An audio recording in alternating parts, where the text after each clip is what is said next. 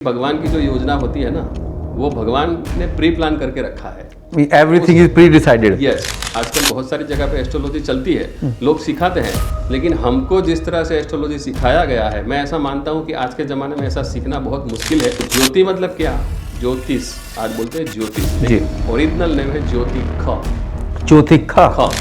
एक ग्रह ऐसा है जिसका नाम सूर्य है, सन। उसकी किरणें इतनी पावरफुल है कि दूसरे ग्रहों के जो किरणें हैं वो हमें दिखती नहीं, राइट। लेकिन सब ग्रहों की, जैसे सूर्य की किरणें आ रही है, ऐसे हर ग्रहों की किरणें आपके ऊपर आ रही है। चंद्र है वो हमारा मन है, और चंद्र सबसे फास्ट चलने वाला ग्रह है। 9 ग्रहों में सबसे फास्ट चलने वाला ग्रह चंद्र है। सबसे ज़्यादा लोग प्रभावित होते हैं राहु से। तो राहु जो है साधु भी है और शैतान भी है, ठीक है। मंत्र में शक्ति है। अब कैसे मान ले मंत्र में शक्ति है? कोई भी लोग 2-3 महीने में बोलते हैं हम एस्ट्रोलॉजी सीखे। हमको सीखते सीखते आज भी मैं बोलता हूँ कि एस्ट्रोलॉजी में मैं स्टूडेंट हूँ। आज का जनरेशन कैसा है, कोई भी चीज़ सोचे समझे बिना नहीं करेगा। तो भक्ति का प्रकार क्या है? कोई ऐसा होता है कि दिखावा करता है, कोई ऐसा होता है दिखावा नहीं करता है, नास्तिक लगता है, लेकिन नास्तिक होता नहीं है।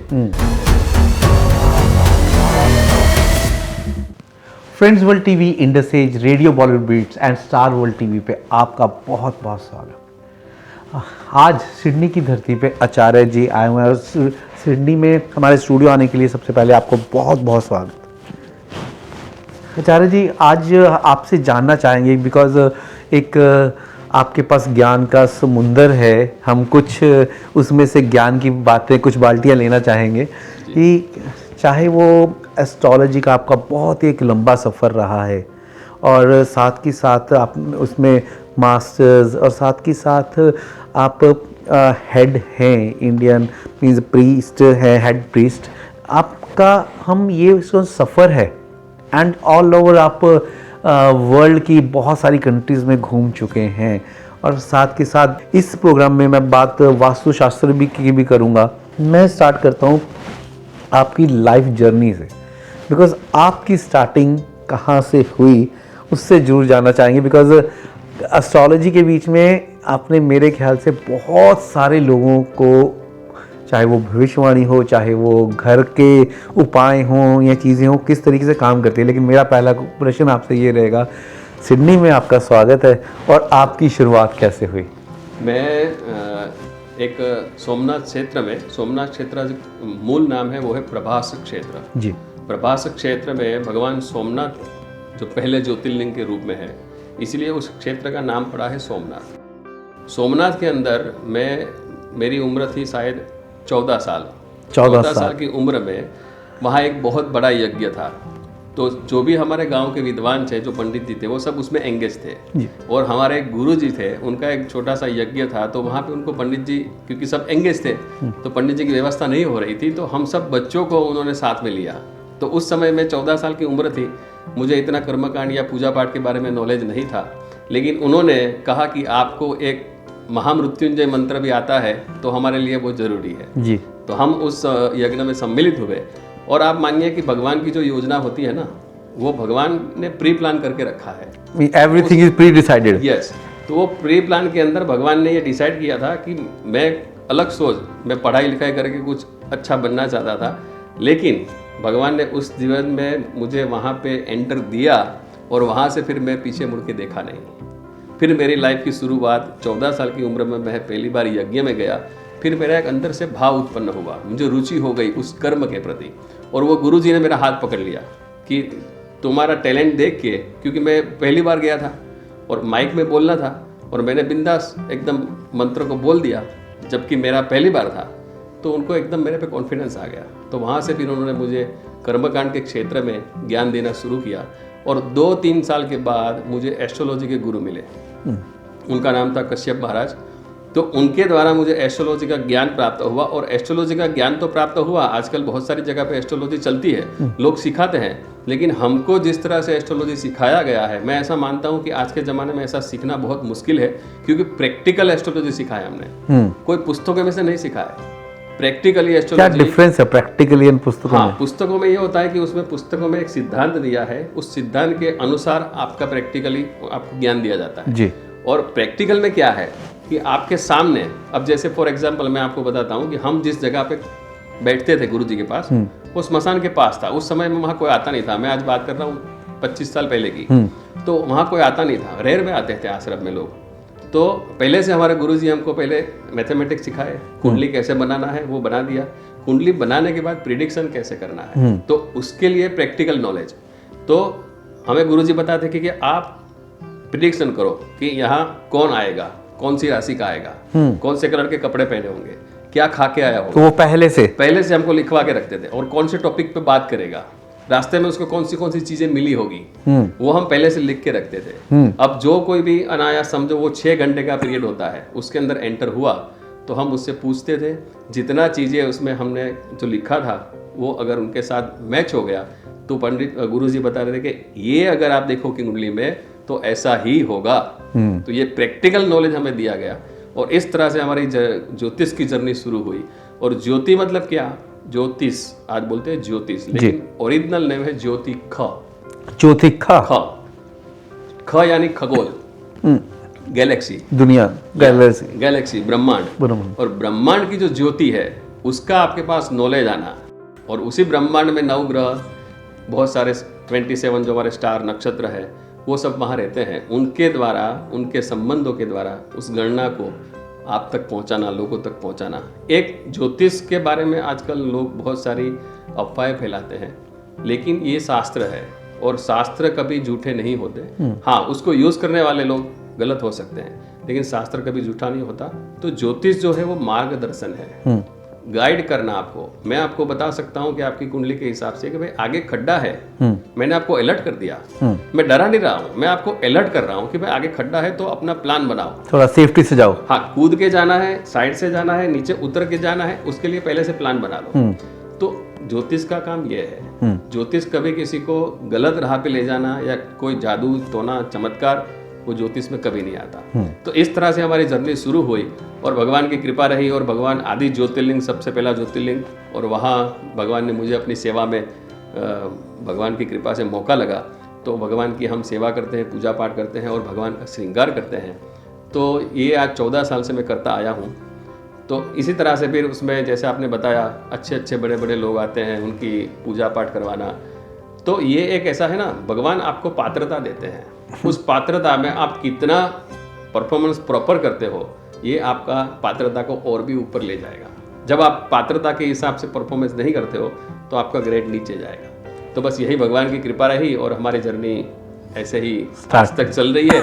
और अलग अलग देशों में जाने के पीछे या जो भी चीज़ें हैं उसके पीछे हमारा मूल जो है वो ये है कि सनातन संस्कृति को कितना हम आगे बढ़ा सके, इसके बारे में लोगों को सत्य बता सके, इसके बारे में हम अवेयरनेस लाए, हमारे धर्म के प्रति अवेयरनेस लाए, और जितना हो सके लोगों का कितना हम मदद कर सकते हैं, हेल्प कर सकते हैं, यही हमारा एम है। आचार्य जी, आपने बात की 9 ग्रह की, तो किस तरीके से ग्रह काम करते हैं, किस तरीके से चलते हैं और कितने समय के बाद बदलते हैं, तो उसके बारे में थोड़ा जानकारी हम जरूर चाहेंगे। बहुत अच्छा प्रश्न आपने पूछा। बहुत सारे लोगों के अंदर ये कन्फ्यूजन होता है कि एस्ट्रोलॉजी से आज लोग प्रिडिक्शन करते हैं तो हम कैसे बिलीव कर लें, है ना। तो ये 9 ग्रह जो है वो आकाश मंडल में रहते हैं, हम लोग तो यहाँ धरती पे रहते हैं, तो हमारा कनेक्शन कैसे है। तो एक ग्रह ऐसा है जिसका नाम सूर्य है, ठीक है, सन। उसकी किरणें इतनी पावरफुल है कि दूसरे ग्रहों के जो किरणें हैं वो हमें दिखती नहीं है, राइट। लेकिन सब ग्रहों की, जैसे सूर्य की किरणें आ रही है, ऐसे हर ग्रहों की किरणें आपके ऊपर आ रही है। बट सूर्य का तेज इतना पावरफुल है, उस तेज के अंदर सब लोग समा जाते हैं, इसलिए हमें वो दिखती नहीं है, लेकिन उनका इफेक्ट हमारे पर होता है। अब कैसे उसका इफेक्ट होता है, तो मैं आपको फॉर एग्जाम्पल एक बात बताता हूँ कि सूर्य जो है वो आपके शरीर के अंदर आत्मा है। सोल, हर एक शरीर के अंदर आत्मा है जी, वो सूर्य है, वो आत्मा है। तो जिसका सूर्य अगर कुंडली में वीक है तो उसका आत्मविश्वास कम होगा, उसका डिसीजन पावर कम होगा, उसकी हड्डियां मजबूत नहीं हो सकती है। ये सूर्य का प्रभाव है। और अगर वो कितना भी पढ़ा लिखा है लेकिन वो बॉस कभी नहीं बन पाएगा, क्योंकि सूर्य वीक है और सूर्य बॉस है। तो इसी तरह से चंद्र है, वो हमारा मन है, अभी आपके शरीर में बैठा है। तो मन सबसे फास्ट चलने वाला आपके शरीर में अंदर कोई है तो वो मन है। आप बैठे हो यहाँ, लेकिन आप बैठे बैठे अपने घर तक पहुँच सकते हो मन से। तो एक्सटर्नल और इंटरनल माइंड, ये जो है मन के प्रकार 2, इसको जब आप एक करते हो तो बोलते हैं ना कॉन्शियस, वो आपके अंदर जागृत होती है। तो चंद्र है वो हमारा मन है, और चंद्र सबसे फास्ट चलने वाला ग्रह है। 9 ग्रहों में सबसे फास्ट चलने वाला ग्रह चंद्र है। 54 आवर्स में वो राशि बदल देता है। जैसे सूर्य को 1 महीना लगता है चेंज होने में, लेकिन चंद्रमा 54 आवर्स में चेंज हो जाता है। इसी तरह से चंद्र के बाद मंगल आता है। मंगल आपके शरीर में जितना ब्लड है, मांस मज्जा जो भी शरीर हमारे अंदर है वो मंगल है। फिर बुध आता है। बुध भगवान ने आत्मा बनाई, मन बनाया, ब्लड बनाया, लेकिन उसको रखे कहाँ? तो स्किन आई, मतलब एक बॉडी बन गई। तो स्किन है वो बुध है, स्किन है वो बुद्धि है, बुध है वो बुद्धि है। भगवान ने इन सबको अंदर डाल दिया। अब इन अंदर डालने के बाद ज्ञान आया, गुरु। मक्खी बैठी है तो उठाओ, है ना। कुछ चीजें हो रही है तो हमारा ज्ञान काम करता है, तो गुरु जो है वो ज्ञान देता है। फिर गुरु जब ज्ञान आया तो इच्छा, इंसान के अंदर इच्छाएं बढ़ने लगी, तो इंद्रियां आई। जो इंद्रियां है वो शुक्र है। ओके, ठीक है। जो भी आपको घूमने का मन होता है, खाने का मन होता है, जो भी आप क्रियाएं करते हैं, इच्छाएं उत्पन्न होती है, वो है शुक्र। शुक्र आया, उसके बाद शनि। जब इच्छाएं होती है ना, इंद्रियां जब काम करने लगती है, तो फिर इंसान 2 रास्ते पे जाता है, या तो न्याय या तो अन्याय। तो शनि है वो न्याय भी देता है और अन्याय भी कर सकता है। न्याय और अन्याय का देवता है शनि। तो शनि महाराज का ये काम है। जैसे ही शनि महाराज आए, उसके बाद में राहु, जो आज सबसे ज्यादा लोग प्रभावित होते हैं राहु से। तो राहु जो है साधु भी है और शैतान भी है। तो जो इंसान सत्य के मार्ग पे चलेगा, न्याय के मार्ग पे चलेगा शनि महाराज के द्वारा, तो राहु क्या करेगा? साधु बना देगा, ठीक है। और अन्याय के मार्ग पे चलेगा तो वो शैतान बन जाएगा। अब लास्ट में बना केतु। केतु जो है वो हर एक के जीवन में जुड़ा है, क्योंकि जो न्याय के रास्ते पे चलेगा वो साधु बनेगा, और साधु बनेगा तो उसको मोक्ष मिलेगा। और अन्याय के रास्ते पे चलेगा वो शैतान बनेगा तो उसको बंधन मिलेगा। तो बंधन और मोक्ष का कारक है केतु। तो ये पूरे ग्रह जो है वो आपके इर्द गिर्द घूमते रहते हैं, और ये सब आपके जीवन में इफेक्ट होती रहती है। इसका एक एग्जांपल मैं देता हूँ कि अगर किसी को ब्लड कैंसर है जी, तो ब्लड कैंसर तभी हो सकता है कि उसकी कुंडली में मंगल दूषित हुआ है। स्किन का प्रॉब्लम तभी होगा कि उसकी कुंडली में बुध खराब हुआ है। मिठाई खाने का मन तभी होगा कि गुरु बलवान होगा, आपको खाने की इच्छा होती है। जो भी आपको इच्छाएं प्रकट होती है, चंद्रमा उसके साथ बैठा, आपकी इच्छा ऐसी हो जाएगी। अब मंगल के साथ बैठा है चंद्रमा, तो ट्रैवलिंग करने का मन हो जाएगा। मंगल के साथ बैठा है तो तला हुआ, फ्राई किया हुआ खाने का इच्छा हो जाएगा। तो इसी तरह से शुभ प्रभाव में है तो शुभ फल देगा, अशुभ प्रभाव में है तो अशुभ फल देगा। तो ये पूरा मैथमेटिक्स है, इसमें कोई जादू टोना नहीं है। पूरा मैथमेटिक्स के ऊपर चलता है। आपका और मेरा रिश्ता कैसा है उसके ऊपर प्रिडिक्शन बनता है। आप कौन से क्षेत्र में हैं, आप अपने घर में बैठे हैं तो आप बलवान हैं, आप दूसरों के घर में जाओगे तो आप बलवान नहीं हो सकते, तो आपको वहां फल कम हो जाएगा। इसी तरह से पूरा ज्योतिष का प्रिडिक्शन चलता है। इसी तरह से ग्रह जो है वो हमारे अंदर बैठे हैं, हमारे शरीर में बैठे हैं, इसलिए हमारे साथ वो जुड़े तो हमें उसका इफेक्ट होता है। आचार्य जी, ये बात हमने की 9 ग्रह की, और साथ के साथ आप उसके भी मास्टर हैं कि वास्तुशास्त्र के, कि लोगों के घरों में किस तरीके से कौन सी चीज़ कौन सी कहाँ रखनी है, क्या करना है, और उसके बारे में भी थोड़ा बताएं कि ग्रह और ये किस तरीके से काम करते हैं। इसी तरह जो वास्तु शास्त्र है, पहले तो ना आज के ज़माने में मुझे ऐसा लगता है, जहाँ तक बहुत कम लोगों को ये पता है कि वास्तु है कौन, है क्या, वास्तु है क्या, और वास्तु से क्यों फर्क पड़ता है। तो उसके लिए ना एक छोटी सी कहानी है जो मुझे लगती है यहाँ एकदम आपको समझना जानना जरूरी है कि वास्तु की उत्पत्ति कैसे हुई। तो जब भगवान शिव एक राक्षस के साथ लड़ाई कर रहे थे, तो उस लड़ाई में 6 महीने तक वो लड़ाई चली उस राक्षस के साथ। और इन बिटवीन में भगवान जब लड़ाई करते थे तो एकदम तामस होता है, क्रोध होता है लड़ाई में। तो भगवान के शरीर से जो पसीना उत्पन्न होता था, वो पसीने की बूंद पृथ्वी पर पड़ी और उसी से वास्तु पुरुष उत्पन्न हुआ। क्योंकि वो लड़ाई कर रहे थे, तामस था, तो जो पुरुष उत्पन्न हुआ वो तामसी था। तो वास्तु पुरुष एकदम तामसी थे। तो पूरी पृथ्वी में जैसे ही उत्पन्न हुए, सब छिन्न भिन्न करने लगे, तोड़ फोड़ करने लगे। तो सब देवता घबरा गए कि ये तो सृष्टि को खत्म कर देंगे जी। तो इसको कैसे हैंडल किया जाए, मतलब कंट्रोल कैसे किया जाए, क्योंकि ये तो शिव के अंश है, मुश्किल है इनको कंट्रोल करना। तो सब देवताओं ने चर्चा की। फिर भगवान विष्णु ने एक उपाय दिखाया कि युक्ति करके, एक प्रकार की युक्ति करके इसको धरती के ऊपर उल्टा गिराओ और सब देवता उसके ऊपर वास कर लो। तो इसी तरह से देवताओं ने योजना बनाई और वास्तु पुरुष को धरती पर उल्टा गिरा है, तो अगर वास्तु का आप कोई यंत्र देखोगे, कोई फोटो देखोगे, तो ऐसा कोई पुरुष जो है वो धरती में मुंह करके उल्टा पड़ा है और उसके ऊपर सब देवताओं ने वास कर लिया। तो वास्तु पुरुष घबरा गया, एकदम ना डर गया। लेकिन सब देवताओं ने मिलकर उसको वरदान दिया कि इस पृथ्वी पर जितने भी लोग चाहे किसी भी प्रकार की प्रॉपर्टी, चाहे ऑफिस बनाएंगे, घर बनाएंगे, यंत्र फैक्ट्री बनाएंगे, जो भी बनाएंगे, इसके ऊपर वो जमीन के ऊपर सबसे पहला अधिकार वास्तु पुरुष का होगा। जब तक तुम्हें वो अधिकार नहीं मिलेगा तो जितने भी उस घर में रहने वाले या जो भी प्रॉपर्टी को बसाने वाले लोग हैं उस जगह पे सुख शांति से नहीं रह पाएंगे। तो वहाँ से एक वास्तु शास्त्र बना। तो यहाँ पे ना बहुत सारे लोग वास्तु शास्त्र में अलग अलग तरीके के उपाय दिखाते हैं। मैं यहाँ पे आपको एक सरल तरीका दिखाता हूँ जो वास्तु में, पहले तो यह है कि वास्तु का बेसिक जो फाउंडेशन है वो कहाँ से है जी। तो पहले तो भूमि आएगी, जमीन आएगी, जो लैंड है उस लैंड की परीक्षण करना पड़ता है, लैंड की परीक्षा होती है। तो आप कोई भी भूमि आप लेने से पहले के समय में ये होता था कि आप वहाँ जगह पे जाओ, उसका शेप देखो किस तरह का शेप है, उस जगह की जो मिट्टी है उसका स्मेल, सुगंध कैसी है जी। फिर वहाँ पे जाके जो खरीदना चाहता है वो अपने हाथ से वहाँ पे एक खड्डा खोदेगा इतना बड़ा, वो खड्डे में से जो मिट्टी निकालेगा वापिस उस खड्डे में वही मिट्टी डालेगा, और अगर वो जो मिट्टी निकाली थी वो पूरी वापिस भर गई तो वो उसके लिए समान है। अगर मिट्टी कम पड़ गई तो वो जगह आपके लिए अच्छी नहीं है, और उसमें से मिट्टी बच गई तो वो श्रेष्ठ है आपके लिए। पहले ये भूमि परीक्षण होता था, उसके बाद में कोई इंसान उस भूमि को लेता था कि ये मेरे लिए सूटेबल है कि नहीं।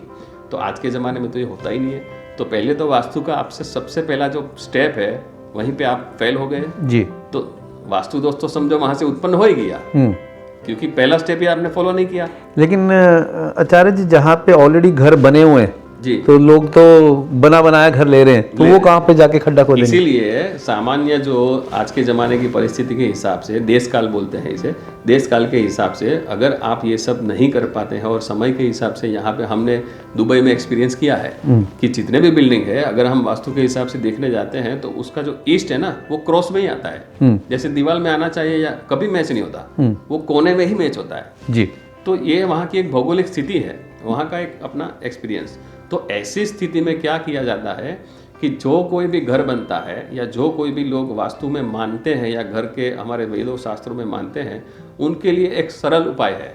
सरल उपाय यह है कि एक तो आप अपने घर के अंदर इंद्राणी यंत्र लगा दीजिए ताकि आपके घर के अंदर दिशाओं का दोष, जो दिशा में जो चीज़ें होनी चाहिए वो नहीं है। फॉर एग्जाम्पल कि ईस्ट में आपका भगवान का जो मंदिर है वो ईस्ट नॉर्थ ईस्ट में होना चाहिए जी। आपका जो किचन है वो साउथ ईस्ट में होना चाहिए, राइट। फिर आपके बुजुर्गों का, परिवार के जो बड़े होते हैं उनका रूम है वो साउथ एंड वेस्ट के बीच में होना चाहिए, राइट। तो इस तरह से बेसिक चीज़ें हैं, अगर वो भी आपके घर में नहीं है तो आप इंद्राणी यंत्र उसका पूरा प्रोसेस करके इंद्राणी यंत्र आपके घर के दरवाजे के ऊपर लगा सकते हैं। और दूसरा जो आजकल के ज़माने में कोई नहीं बताता है, लेकिन एक सबसे श्रेष्ठ उपाय सर्वतोभद्र यंत्र आता है जी। वो सर्वतोभद्र, सर्व यानी सब, हर प्रकार का, भद्र यानी कल्याण, मंगल, सब प्रकार से आपका मंगल करे, और वो जो मंडल है देवताओं का वो आपके घर में आप लगा दे पूरा प्रोसेस के साथ। तो मुझे ऐसा लगता है कि आपके वास्तुशास्त्र से संबंधित किसी भी प्रकार के दोष है वो सब चले जाएंगे, कोई दोष नहीं रहेगा। और वो यंत्र ऐसा है कि उसका दर्शन करने से आपको पॉजिटिविटी आती है। आजकल वास्तु दोष के यंत्र बहुत सारे लगाते हैं लोग, लेकिन इस यंत्र को आज तक मुझे लगता है किसी ने सुना नहीं होगा, ना किसी ने इसका उपयोग किया होगा। अगर वो करते हैं तो वो फील करेंगे कि उसकी एनर्जी इतनी पावरफुल है, इतनी पॉजिटिविटी आती है, और आप प्रैक्टिकल जब इंसान अनुभव करेगा तभी पता चलता है जी। मैं लेकिन सरल उपाय दिखा रहा हूँ कि सामान्य वास्तु दोषों का निवारण ऐसे ही इंसान कर सकता है। आचार्य जी, जौन सी हमने बातें की, पहले नवग्रह की, फिर अभी वास्तुशास्त्र की, और कौन से स्टोन्स होते हैं वो उसके बारे में आप बताएं कि वो कैसे काम करते हैं, बिकॉज स्टोन्स का भी एक डिफरेंट, उसकी क्या एस्ट्रोलॉजी है, उसका क्या तरीका है? बहुत अच्छा। स्टोन जो है, जैसे हर एक ग्रह है उसका अपना अपना एक कलर है, ठीक है। उस कलर थेरे के ऊपर वो जो स्टोन होते हैं वो उसी स्टोन का, जो ग्रह जिस कलर का है उसका वो स्टोन लेकिन देखिए क्या होता है हमारे वैदिक परंपरा में, जैसे आप चेयर पे बैठे हैं, ये चेयर को अगर आप उठाओगे तभी ये चेयर उठेगी, अपने आप चलेगी नहीं। ऐसी जितनी भी निर्जीव वस्तु है यहाँ पे, उसको जब तक आप उठाओगे नहीं तब तक वो काम नहीं करेगी, राइट जी। इसी तरह से जो पत्थर है, चाहे वो ग्रहों का पत्थर हो चाहे किसी भी प्रकार का, देखो मूर्तियां दुकानों में बहुत मिलती है, शॉप में है ना, बहुत सारी मूर्तियां होती है, उसको भगवान नहीं मानते। उस मूर्ति को लेके आते हैं, उसकी प्राण प्रतिष्ठा की जाती है, फिर उसको स्थान बिठाया जाता है, तब जाके हम उनकी पूजा करते हैं। पहले क्यों नहीं करते हैं? क्योंकि उसके अंदर प्राण नहीं है। इसी तरह से हर एक स्टोन के अंदर, हर एक चीज के अंदर जब तक आप उसको प्राण का संचार नहीं करोगे, तब तक आपका स्टोन चाहे 5 लाख का हो, 10 लाख का हो या 5 रुपए का हो, वो काम नहीं करेगा। अगर उसको काम कराना है, उसके पास से आपको बेनिफिट लेना है, तो सबसे पहली प्रोसेस है कि उसके अंदर प्राण का संचार करो। उसके अंदर उनके जो ग्रह का अपना अपना एक मंत्र है, उस मंत्र से उसको चार्ज करो। उसकी एनर्जी जब बनेगी तब जाके आपको वो इफेक्ट करेगा। तो जैसे सूर्य है, तो सूर्य का एक स्टोन है रूबी, ठीक है, लाल कलर का एक रूबी होता है, वो हिंदी में बोलते हैं माणिक। वो माणिक जो है वो सूर्य का स्टोन है। अब मैंने बोला कि आपको सूर्य वीक है तो आप सूर्य का स्टोन धारण करें, लेकिन बाजार में लेके आपने अंगूठी बना लिया और धारण कर लिया, कुछ नहीं होगा। उसका प्रोसेस तरीका क्या है? पंडित जी ने बोला हमने पहना लेकिन हुआ कुछ नहीं, लेकिन अधूरा सुना। आपको लाना है उसका, जैसे सूर्य है तो सूर्य का शास्त्र में लिखा है 7000 मंत्र, उसका 4 गुना कलयुग में करोगे 28,000, फिर जाके आप उसको पहनोगे, उसके अंदर प्राण का संचार होगा, तब देखो उसका क्या फल मिलता है जी। तो इसी तरह से जो चंद्र होता है उसका पल होता है मोती, बुध होता है, मंगल होता है उसका कोरल यानी कि मूंगा होता है, बुध का एमरल्ड होता है, गुरु का जुपिटर का ये येलो सफायर होता है, शुक्र का डायमंड वाइट कलर का जो डायमंड होता है वो होता है, शनि का ब्लू सफायर जिसे नीलम बोलते हैं जी, और राहु का होता है गोमेद, ड्रैगन आइस बोलते हैं, और ड्रैगन टेल्स यानी केतु जी, उसका होता है टाइगर। तो इस तरह से उनके स्टोन के नाम है, लेकिन हर एक स्टोन का अगर जीवन करोगे तभी वो स्टोन काम करेगा। बाकी आप कितना भी महंगा ले लो, वो सिर्फ शोबाजी के लिए या दिखावे के लिए या पहनने के लिए अच्छा है, लेकिन इससे कोई इफेक्ट आपको ग्रहों के द्वारा नहीं मिलेगा। तो ये एक स्टोन थेरेपी या किसी भी प्रकार का, हम आपको यंत्र बताते हैं, हम आपको पूजा, देखिए मंत्र में शक्ति है। अब कैसे मान ले मंत्र में शक्ति है? मैं आपको एक एग्जांपल देता हूँ। अगर आपके घर से कोई इंसान रोज निकलता है, आप ट्राई करना है तो कर नहीं सकते, लेकिन सोचना कि वो इंसान वहां से निकलता है और आप किसी के साथ खड़े हो और आप बोलोगे कि ये देखो सामने वाला पागल जा रहा है, ठीक है, वो 1 दिन निकलेगा, 2 दिन निकलेगा, 5 दिन निकलेगा, लेकिन वो रोज सुनता है कि ये देखो पागल जा रहा है, तो उसको समझ आ रही है कि आप मेरे बारे में बात कर रहे हो, तो फिर वो सोचता है कि ये मुझे पागल क्यों बोल रहा है। तो धीरे धीरे धीरे वो अपनी सोच में, मैं पागल, मुझे क्यों पागल बोल रहा है, मुझे क्यों पागल बोल रहा है, तो वो इंसान ना एक दिन पागल जैसा हो जाता है, क्योंकि वो शब्द जो आपका गया ना वो उसको बहुत इफेक्ट करता है।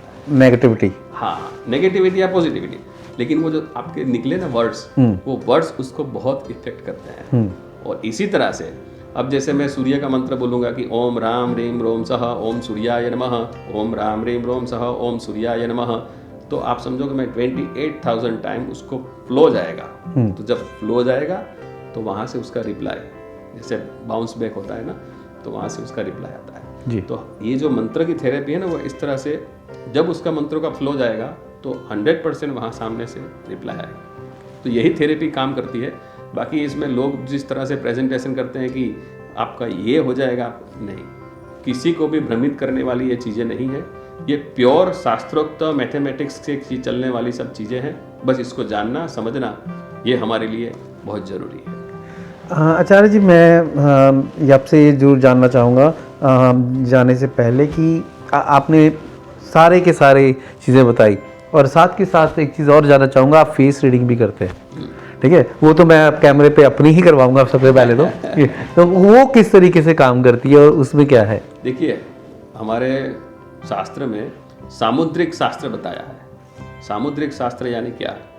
तो आपका जो फेस है, आपका जो बॉडी है, उसमें पूरा शरीर आ जाता है जी। लेकिन खास करके फेस रीडिंग जो है, तो आपके फेस के ऊपर आपका कपाल कितना बड़ा है, कुछ लोगों के अपकाल छोटे होते हैं, किसी की भौहें जो होती है वो किस तरह किसी के दांत खुले किसी होते का हैं। दांत।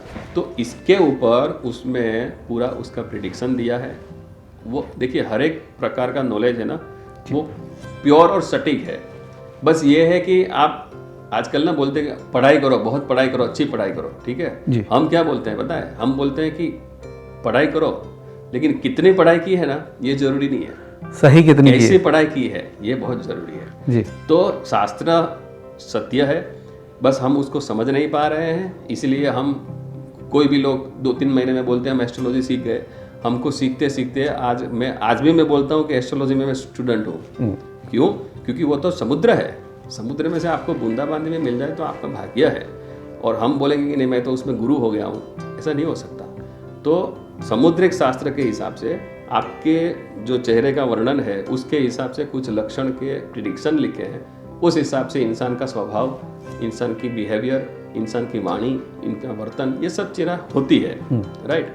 तो ऐसा नहीं है कि कुछ एक शास्त्र शायद बहुत कम लोगों को पता होगा जिसके बारे में मैं आपको ज्ञान दूंगा कि फ्रेनोलॉजी आपने सुना है कभी? फ्रेनोलॉजी फ्रेनोलॉजी का मतलब होता है मस्तिष्क विद्या। क्या होता है?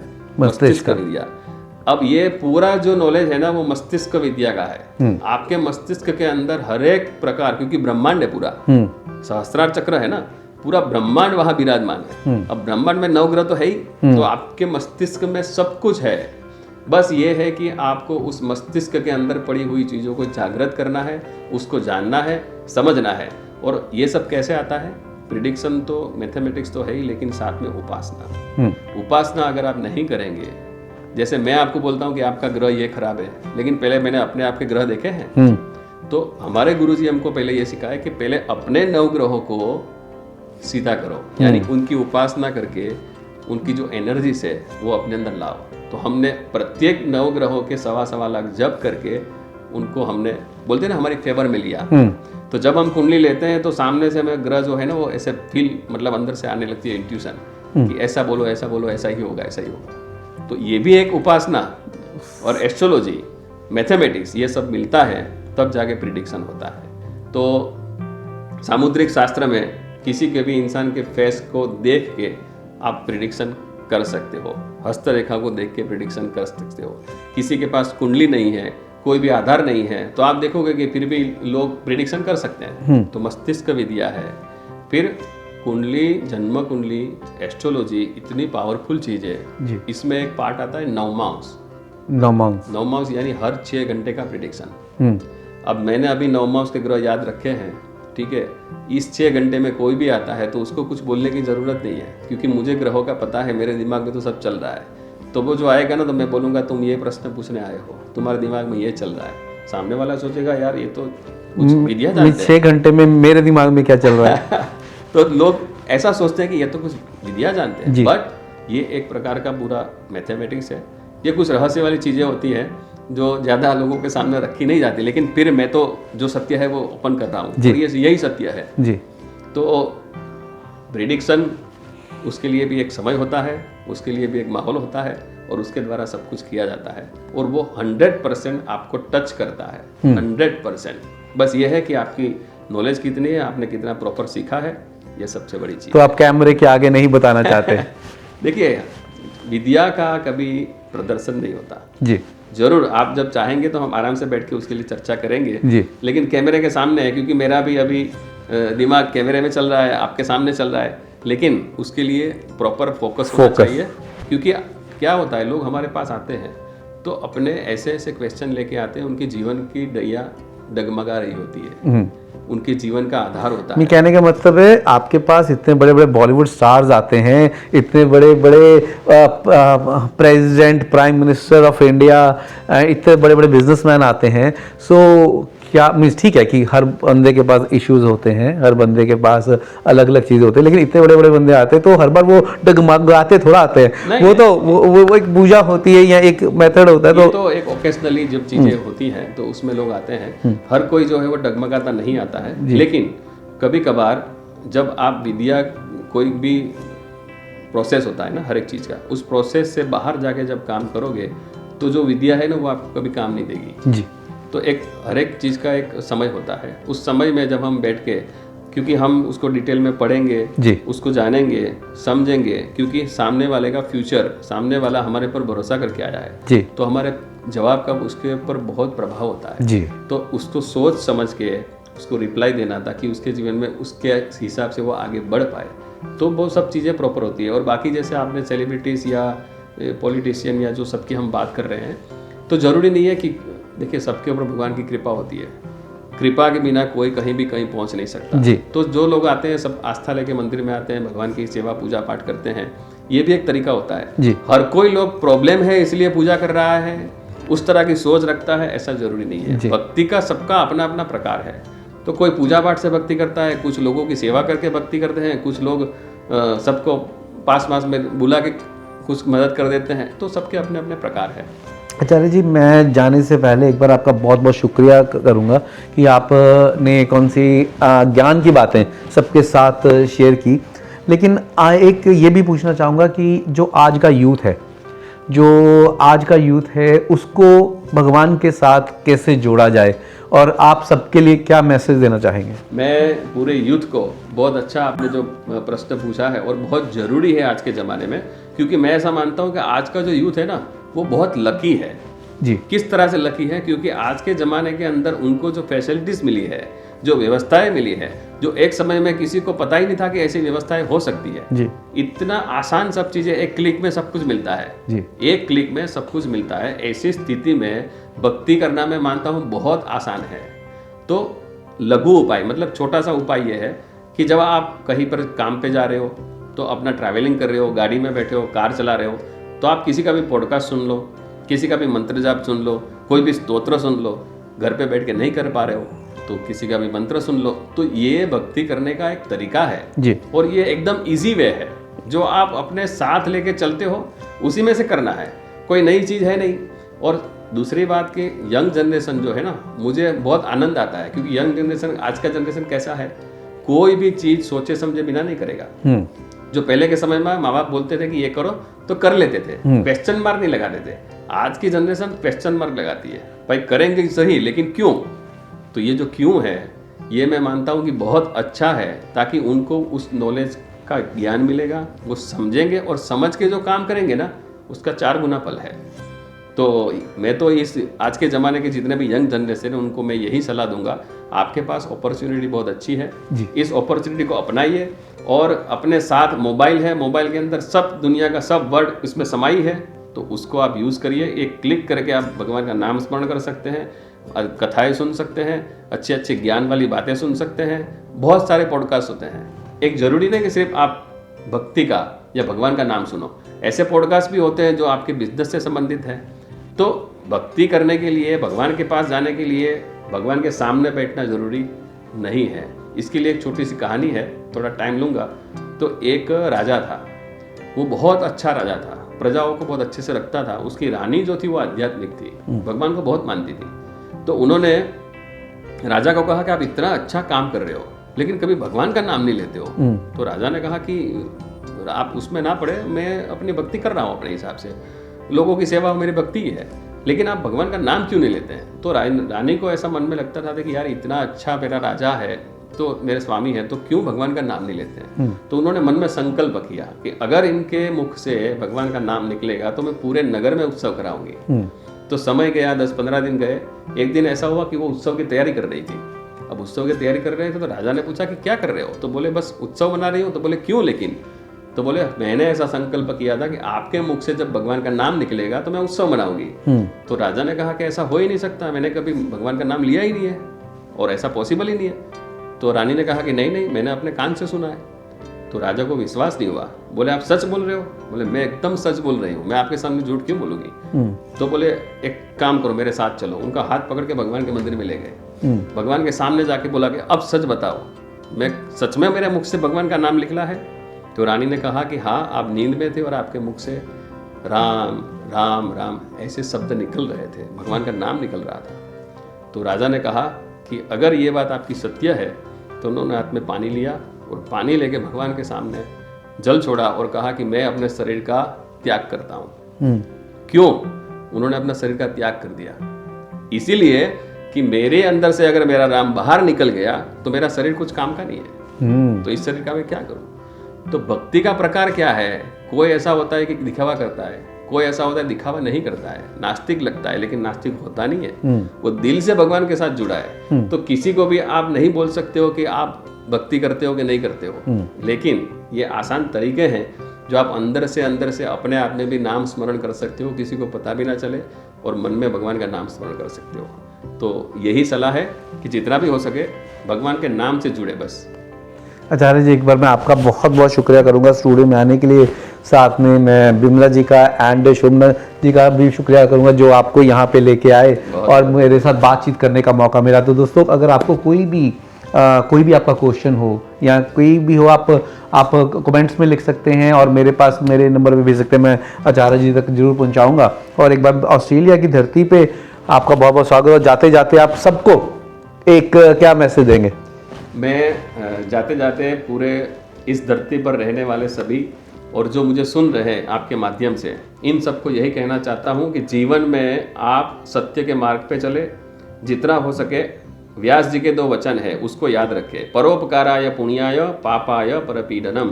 परोपकार करके पुण्य करे और किसी को पीड़ा देके पाप ना करे।